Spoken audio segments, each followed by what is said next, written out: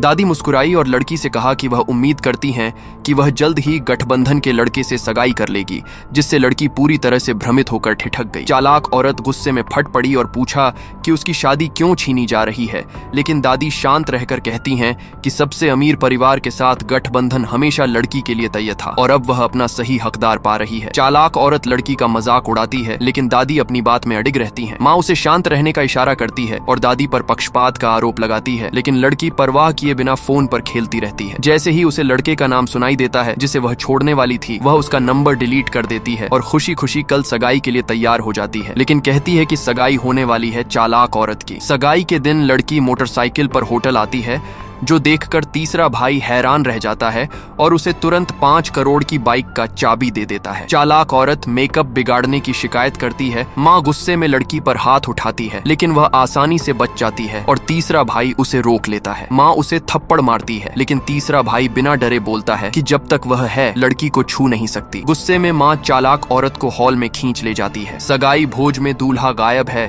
और दादी चालाक औरत को बहू बनाने की तैयारी करती है, लेकिन दूल्हा आता है और सीधे लड़की के पास जाकर पूछता है कि उसने उसे क्यों छोड़ा। सब चौंक जाते हैं और लड़की उसे याद दिलाने के लिए एक किक देती है। चालाक औरत नकली आंसू बहाकर गिरती है और लड़की पर आरोप लगाती है।